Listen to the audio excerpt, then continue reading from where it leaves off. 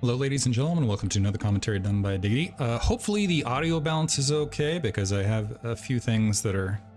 I have a new fancy screen, as you guys can see. This is actually where we're standing a little bit. Eventually I will also have a bracket for you, but this is as the current scoreboard reads. Really quick though, this is round 3. You can see the games on the right that we've already gotten to. We're waiting on the 2-0 matches. Fisheye goes for UE and New Ocean. Those should all be some fantastic games, but right now we're going to just want to be able to show you guys this before we move to the next match, which is game 3 of Kiko versus Neoko. I got this new fancy thing starting right here. Let's get the game rolling. Upper right hand corner we have Neoko starting as the green Protoss. Upper left hand corner we have Kiko starting as the red Terran. And as you can see, we got all sorts of new fancy stuff as far as graphics and whatnot. Be sure to check out Bombastic Star. So first of all, let me say thank you to Zero for getting me the graphics updates so I can have things like flags that denote country properly, the Patreon where Bombastic Star League is located, things along those lines. I also want to encourage you guys to check out Hasuleague as well as Pro League. In Pro League, we actually have Doodle, previously Hasuleague champion. We also have a lot of the guys that have been in Hasuleague in the past that have advanced to Hasuleague. So Tucson's up there, Urbmon's up there, a whole bunch of guys are up there. I'm actually excited to see Semi up there as well from the New York land if you guys have been watching this channel. And I'm actually looking forward to, he's just been playing fantastic lately and has just really been steadily improving over time, and he's been looking fantastic. I would not be shocked to see him earn the Hasuleague spot into Pro League this upcoming season. But basically it's a whole lot of familiar faces that have steadily advanced out of Hasuleague. And of course we've got the guys sitting here in Hasuleague. They've just been getting better and better as well. I think that's part of the thing I enjoy about StarCraft. I'm very drawn towards places where there's kind of progression over time steadily. And Brood War, being able to watch the players kind of steadily have that happen where everybody's steadily improving and things are steadily getting more and more competitive and more interesting, the meta progresses and things like that. I just find it very, very compelling. Anyway, looks like we are seeing Kiko opening up with a barracks. I'm hoping actually one of these games in this series, we will see Kiko opt for barracks into expansion. Just once. But in the meantime, it looks like we are going, I'm guessing at this stage, we're probably still gonna, well, we might see it this time.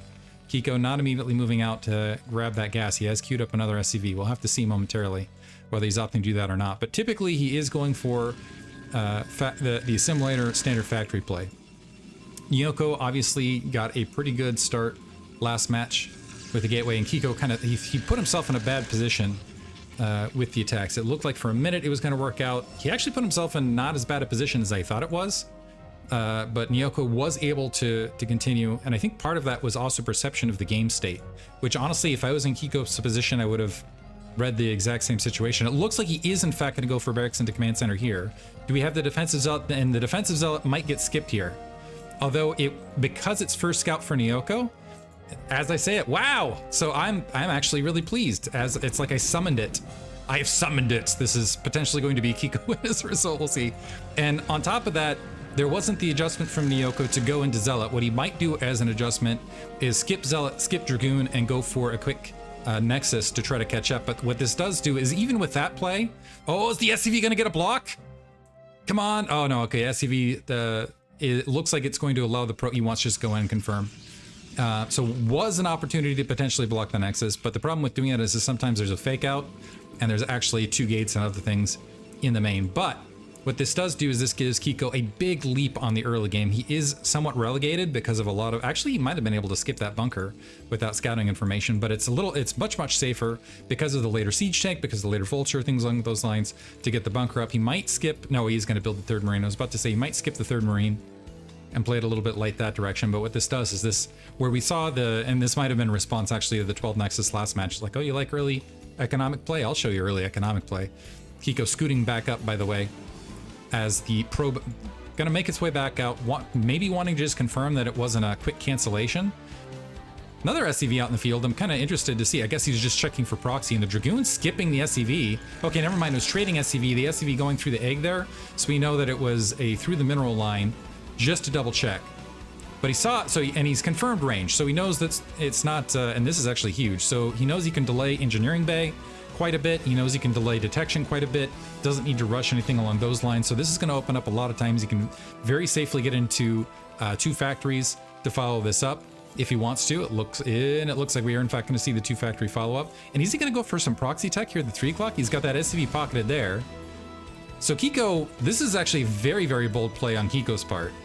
So Kiko not only going for the fast command center, not only dropping double factories, it looks like he wants to potentially drop a starport here at the 3 o'clock location and follow this up with a vulture drop is what I'm reading right this moment. So here we've got the machine shop dropping, and because we do have this SCV pocketed here, it's not a guarantee at this stage, but it is a possibility. And the 3 Marines moving out. Okay, Neoko, nice reaction time on Neoko. Wow, looking pro right there, and a 4th Marine dropping in that bunker in the meantime. Still waiting to see whether that SCV opts to build anything or not. Probe still wandering out. It's also possible that this SCV... Okay, never mind. It looks like the SCV is now going to move up where I thought this might be proxy, it looks like he's just trailing out to potentially blockade and disrupt what would have been a quick 3rd. And so Kiko, this is kind of interesting from Kiko. So he sent out a lot of SCVs to engage the probe out on the front to make sure that Neoko isn't going to sneak a quick 3rd and gets the probe kill right there. So really delaying Neoko's economy potentially in the midst of this. We also have double machine shop to get a lot of siege tanks in the mid game. So Kiko looking really, really strong as far as the follow-up. We do have a shuttle observatory. This almost relegates Neoko to go into robotics, honestly. Robotic support bay as far as to get robotics, and then some Reaver harassment. But with a lot of siege tanks on the ground and the engineering bay coming alongside, I believe Kiko's going to be well prepared for that. And he's just gotten a fantastic jump start, even on workers at this stage, but just really, really fantastically far ahead as far as the technical position. Whenever you have like an even production count as Terran, as far as gateway versus gateway, factory versus factory, and you've been able to just pump units at the same pace and the same clip, you're keeping supply relatively close, you are ahead in that sort of scenario.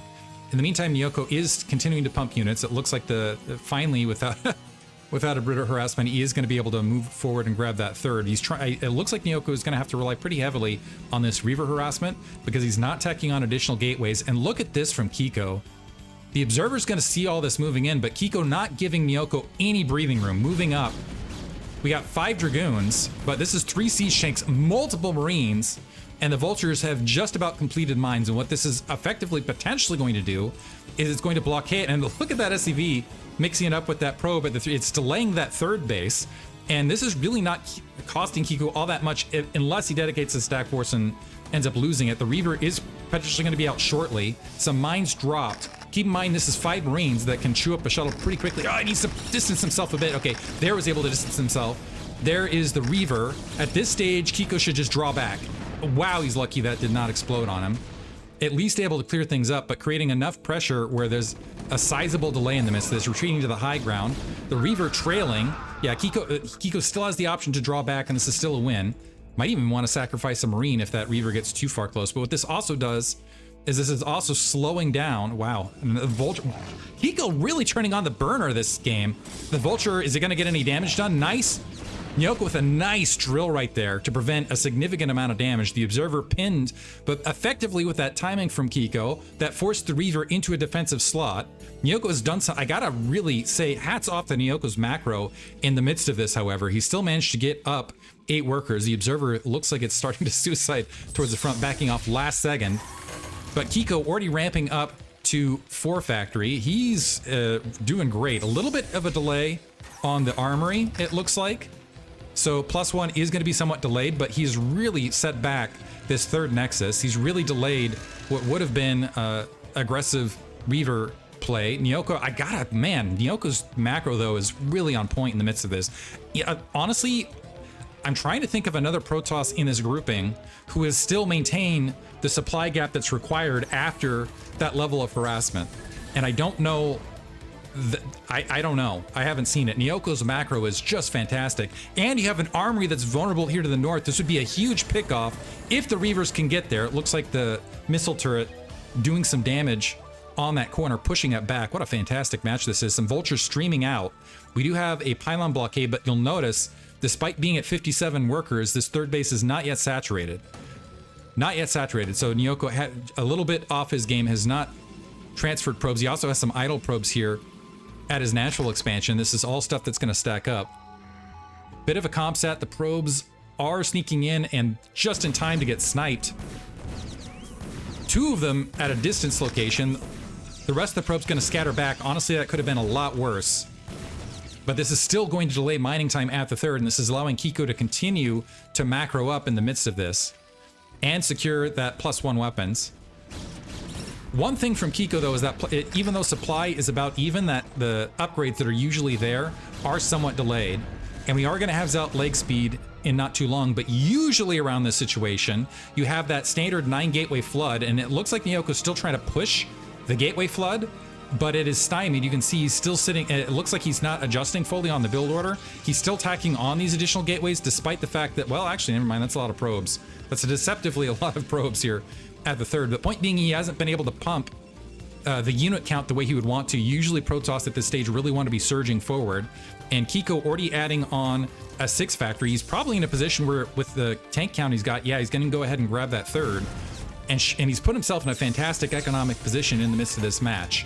Also has the mines diligently covered here at the 3 bottom right quadrant, daring Neoko to go bottom left, essentially to separate. That would be a little bit of that would be a challenging position to hold. Do we have any additional shuttle? So basically we had an investment in Reaver. Not a lot was accomplished out of it. Vultures streaming forward. They want to draw those zealots into the mines. Looks like there was a mismine queue there a little bit on Kiko. That mine did get dispatched. Some nice healthy vulture movement here on Kiko's part. 5 factories, some Goliaths in the midst of this. Did manage to get the starport up to continue that +1 weapons. A little bit delayed, however, on that 3rd base, and man, some mines claiming some victims here mid-map. Neoko, instead of the usual surge of like 40 or 50 supply that you usually see at this match with this build order, because everything that's transpired, Kiko has managed to keep that within 20. Now, granted, that's not with +1 weapons online. +1 weapons is going to be, but the thing is it's not going to matter. Oh, some additional hits. Is +1 weapons is going to finish briefly before Neoko is able to engage. So he's got Zelt leg speed. He's got a chunk of units, but this is a very strong entrenched position. The one fallback from Kiko is I think he's a little bit wary about starting that 3rd base. He's not entirely sure of his situation. Might want to drop a comsat or 2 to get confirmation. I think he's waiting for an attack from Neoko at this stage, as it is kind of the common attack pattern. Reaver's looking for some sort of location. It looks like they are going to manage to take out a turret there to the north, so at least able to slow something down. Neoko spreading out in the meantime, trying to find the vultures, clear mines on the rest of the map to get a degree of map control. But I'm wondering is Kiko going to go for it here? Is he going to go for an assault off the 5 factory rather than 6? Potentially so, because he's still not dropping this 3rd base. He's had control to grab this 3rd base for quite some time. But with the delays on this, I'm almost wondering if instead he's going to opt to macro up and get aggressive in the midst of this. Because this is a stark lack of a 3rd. And usually if he was going to continue on that, he would have taken it a couple minutes ago. And I'm curious what the hesitancy is at this stage. In the meantime, though, that Kiko's keeping it within that gap. However, some additional mines just getting a lot of damage done. It looks like Neoko is going to drop that 3rd at the 3 o'clock. Kiko could push into this. It would be a little bit rough. He might be waiting for +2 weapons, +1 armor. He does have the 6 factory, so I think he's going to wait for +2, +1 armor, and push from there. He's skipping that 3rd base and wants to go for a kill maneuver instead. He's actually investing into a dropship as well, which could be very, very disruptive, especially if it's migrating out to this pylon wall back here. We do have 2 cannons alongside, but 2 siege tanks that are able to drop along the back corner, maybe even get into the main, create some havoc there. Could be very, very destructive. Psystorm upgrading, shuttle speed upgrading. I believe that will be in place before the maneuver, but yeah, it looks like, never mind. Kiko, wow, really? Kiko opting to play very passive. I missed it. The command center was actually built in the main rather than the front. So Kiko not quite recognizing position, and unfortunately, despite all of the excellent play earlier, because of the delay of that 3rd and not recognizing the superior supply position, that's allowing Neoko to sneak back in this match. So Neoko now can grab that 3rd. A lot's going to be on this dropship potentially, actually. So, and there's not a lot. Well, okay, there are some troops. It looks like Neoko aware of it. Kiko does do this decently often. I think Neoko is well aware of it. wary of the dropship. Some vultures sneaking out. Let's see if they create a distraction before this dropship makes its way across. Wants to maybe draw some fire. But 3 o'clock base is up. No probes in transfer as of yet. But Neoko is in a position where he's marching bottom right. He needs to be a little careful. He's just ignoring the mines at this stage. He can start grabbing bottom right and start carving up the map at this stage. And he's got 200 supply. He's got a big bucket of troops nearby that he can start raking. But I think he's just going to hold these in reserve and engage Kiko should he move out. Especially after being behind in early stages, and maybe just start grabbing territory across here. Observer has been picked off. Goliath sneaking out. I think Goliaths were hunting a potential dropship, wanting to catch more likely High Templar than Reaver. Dropship still holding short, and that was a honestly costly investment in the midst of this. Bottom right, we have a pocket of troops. Do we have a probe? Yeah, probe's making its way there. And Neoko, yeah, just basically kind of playing this inversion. Usually you'll see oftentimes Terran do across a number of maps, but on this map in particular, is hold center position with a chunk of troops and then spoke out and attack Protoss wherever they're inhabiting. And here we have Neoko doing the opposite, sitting mid-map and looking to assault Kiko on any sort of move out while grabbing additional positions out of the map. And he's already grabbing bottom right at 200 supply. +2 weapons, +1 armor has finished. Looks like we have EMP on the way. Kiko near max, so if he's going to do something, now the question is, it looks like he's going to fold back and go for more of macro game. So looks like he's trying to make movements more to the 9 o'clock. It's potentially he's going to go for that 9 o'clock, 10 o'clock position. Do we have a Stargate being built? Okay, we do have double Stargate in position. This could be a quick, so for potential Arbiter, but this could also be a quick transition depending on play into carrier once some supply is freed up. We'll have to see. Neoko moving forward is getting some pot shots off from the high ground. Lost a Dragoon on short favor. Also going to end up losing Observer. Vulture streaming forward to plant a handful of mines. Kiko being a little bit slow on grabbing these additional bases. It looks like the Vulture has spotted everything building bottom right. We have we got a High Templar in the midst of this. Not a lot of the problem for Neoko right this second is Kiko's army is very well upgraded. He's only got +1 weapons. He doesn't have a lot of High Templar in the midst of this. He does have 2 Reavers. And so it could be problematic as far as engagement because it's just raw troops versus raw troops. The one thing he does have is an incredible volume of Zealots. An absolutely incredible volume of Zealots. So it is possible that he could just engage perfectly. So here we go. Zealot streaming across. Neoko a bit precautious. And Kiko really being, it looks like he's going to try to do the division divide. He's going to grab the 12 o'clock while starting to threaten that natural expansion, which cuts off reinforcements from the rest of the map. And Neoko, I think, recognizing the lack of High Templar, does not want to engage. The drop, landing, a little bit of an interesting dropship trade-off. The cannon's gone. The probe's able to sneak out, so only a lost cannon at this stage. And Neoko drawing way too many troops back to deal with this, unfortunately. So a lot of, looked like a few full control groups, and he ate a lot of damage.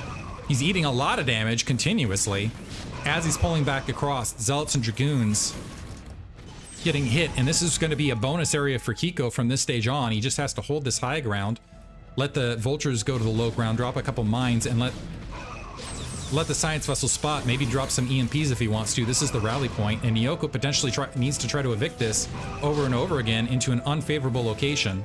Vulture checking bottom right, some Vultures dropping some mines. Man, getting some great mine hits as Neoko on move command. You can see Neoko does not want to engage this. And unfortunately, he's bleeding off troops here and there. Instead, wanting to play the long-term macro game. Oh, the Vulture almost able to pick off a probe. We do have some High Templar constructing bottom right. The Vulture streaming in. They're going to eat a little bit of Sidestorm, but Kiko's starting to close the noose. And Neoko now fanning back out with the rest of these troops, looking to see if he can force Kiko back. Kiko does not have a lot of defense troops in the back area. He does have some siege tanks. Repositioning. And a lot of, it looks like this is going to be a superior attack from Neoko, is able to find Kiko spread out right this second. So a lot of the troops are dedicated to the natural. And he's getting some decent trades. He's losing a lot of supply, but he can rebuild fairly rapidly, and he is getting on top of a lot of siege tanks and able to cut off the gap in between. Unfortunately for him, though, he's still not able to, it looks like the Forge Both forges have been cut off. This is a big, costly hit where he's going to end up losing a lot of the time on the upgrades. While they're unpowered, they do not continue. An Arbiter finally making its way out. I'm not sure if Kiko has, in fact, spotted that, but the Siege Tank, by taking down those pylons, doing some good damage, and we still have 3 Siege Tanks that are holding a forward bulkhead here for Kiko. So Neoko's not out of this, but it's looking a little bit grim, and he needs to rely on that very strong macro and get a lot of troops out very, very rapidly. Right now, Kiko pressing in, and Neoko does not have anything to respond to this. This is the problem with the lack of High Templar, lack of Arbiters, and also that 12 o'clock base has been established. We might even see an elevator up here. That dropship actually potentially just along there, well, it might be pinned, but also might provide some scouting. So it looks like Kiko successfully blocked off the upper right-hand portion. He's going to take down the Nexus, which at this stage is mostly just going to be a supply hit. But this is also locking in a huge amount of gateways to the top right. We do have a huge gateway guerrilla construction bottom right. We have the resupply potentially to free this up, but this is a very precarious position for any Protoss player. Supplies evened up a little bit. This is also a side-stormable area, and it looks like the rallies have not been reset by Neoko, so you can see the troops just walking out into fire, and now we have that elevator from that dropship making its way out. Yeah, the Dragoons just walking up. Vultures are also pinning and denying that natural expansion. Neoko is rebuilding an attack force bottom right. I think he's just trying to stymie things here top right briefly. I think he was also hoping that that Arbiter would provide cloaking as it was walking down. Does he have stasis? Okay, did manage to get the stasis off. 2 stasis. That might clean up the attack force, but we still have a reinforcement point here for Kiko to make his way back across. Kiko is running at a very high gateway count. He's got the 3 factories, 3 machine shops to resupply this pretty quickly. Troops making the way across. That's going to get forewarning to Kiko. Unfortunately, a lot of Kiko's troops are in Chrysalis, or whatever you want to call that. Not exactly the blue... I want to say like blue goo, but it's not goo. The blue crystals. That makes it sound like Final Fantasy-esque, but whatever you want to call the Arbiter Stasis Field. The blue something. The blue freeze. Maybe I should make that a YouTube comment thing, or what do you guys think that should be? Coming out of stasis as troops are coming from the south, so it looks like Neoko is going to be able to reclaim that natural expansion. And he's actually not in that bad a position. He's down a little bit supply right this second. He's fighting to retake this. It looks like he might be able to retake this between the reinforcements from bottom right and his natural expansion. Vultures are active, so we got 3 o'clock bottom right and the 3rd that are up for Neoko. So it's 3 base versus 2 base. Kiko starting to establish the 9 o'clock base. That'll be the big swing, whether Kiko can keep up the pressure and establish that 9 o'clock. And it looks like he's currently doing exactly that.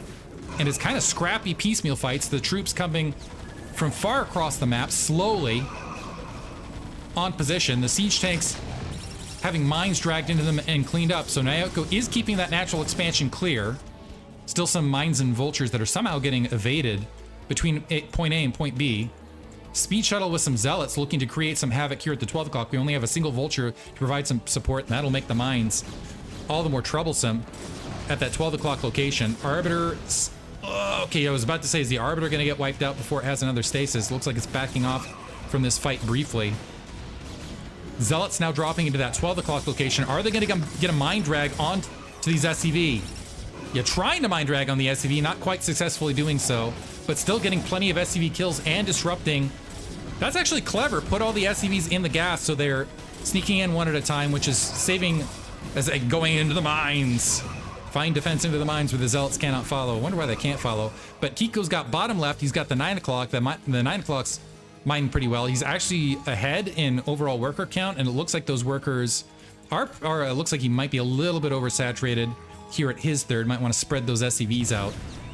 But Neoko has managed to hold on up to this stage. He hasn't managed to get extra territory here at the 6 o'clock, but he has managed to re-macro. Right now his funds looking a little bit light. Actually, he's looking light both directions, and he does need to resupply the probe count, probably back up to 55, sitting off 3 bases, so he might want to drop down, take that natural as soon as he can. And part of the problem has been map control for him. Kiko's done a fantastic job of threatening map control. We also have you have the concern with the Arbiter recall and just the patrolling science vessels. Speaking of Arbiter recall, here it comes.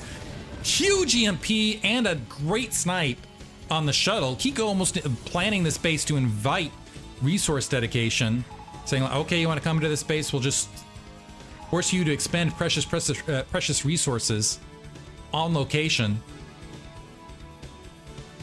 Good fight thus far. Kiko has the advantage. Supply has evened up. The forges the forges have been taken out. That's going to hurt Neoko over the long term. He's going to have to supplant that with excellent spellcasting, which has not been present, not because of lack of effort, but primarily because Kiko's been fantastic with these science vessels, dropping EMPs and engaging a lot of these troops. In the meantime, Kiko, level 3 weapons, level 3 armor's on the way. Now moving another shuttle up, but there's a bunch of Goliaths there, only a single Zealot able to get out, and it dies instantaneously. I think, yeah, Neoko needs to ignore that 12 o'clock location. Looks like he potentially is going to be able to force a lift off bottom left before it was really able to get in production. Yeah, I think now he's realizing, oh, and I missed this. Some siege tanks able to sneak out to the 3 o'clock. It doesn't look like they were able to score a lot of hits. Able to frustrate a few Dragoons briefly. But yeah, I think Neoko needs to start thinking about grabbing additional territory and remacroing his way back up by grabbing the natural bottom left. And from there, is able to get the... Wow, the Zealot's walking all the way up into this 9 o'clock location. And able to take out 2 siege tanks. This Zealot is a coward, though. Gonna return home. He saw a battle, didn't like what he saw, and is now just gonna escape. Never mind, he's thinking he instead wanted to die gloriously in a minefield. He's like, this is not what my story ends like. My story ends with mines all over the place. In the interim, speaking of mines, the mine placement from Kiko is paying dividends. It's really creating a lot of disruption here. That natural expansion has continually been denied. Neoko trying to reinforce from top right now back to bottom left. And what's been great for Kiko is it's really slowed down any additional expansions for Neoko. Neoko does need those additional bases if he's going to keep up. Defense Matrix, Group Prepare, wiping out those Dragoons now at the 9 o'clock as well. Looks like the Vultures have been cleaned up finally, but the probe doesn't just need to take this base, it needs to take this base and what would be what I'm going to call the third in the bottom right-hand quadrant. For lack of a better term, I guess I could call it the 5 o'clock base. EMP on a High Templar. Again, Kiko's science vessels have been absolutely heroic this match. Have just been sniping any form of energy out in the field. We had the stasises, what was it, 10 minutes ago? But beyond that, there's just been a huge amount of EMPs. There was potentially an EMP right there. Now another big EMP, able to keep the High Templar and to shred a lot of the shields. And keep in mind, that's going to be extra damaging considering it's only +1 weapons. However, the 12 o'clock base does not have enough troops. Kiko caught a little bit out of position mid-map, so SCVs are going to have to flee for their lives.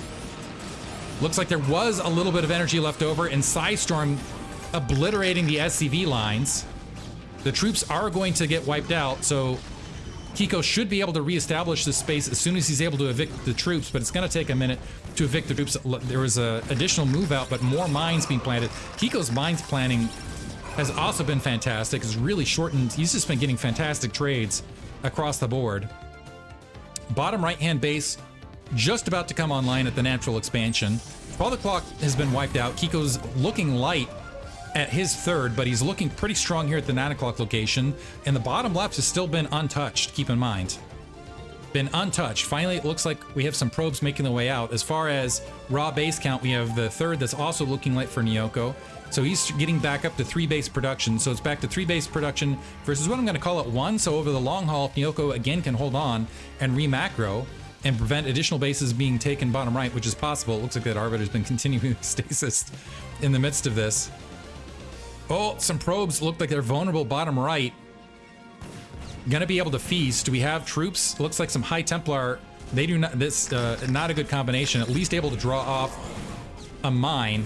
So once again, dropping the probe count and also able to empty that bottom right. So it's even up the bases. Kiko re-grabbing that 12 o'clock location. Still has to get SCV there.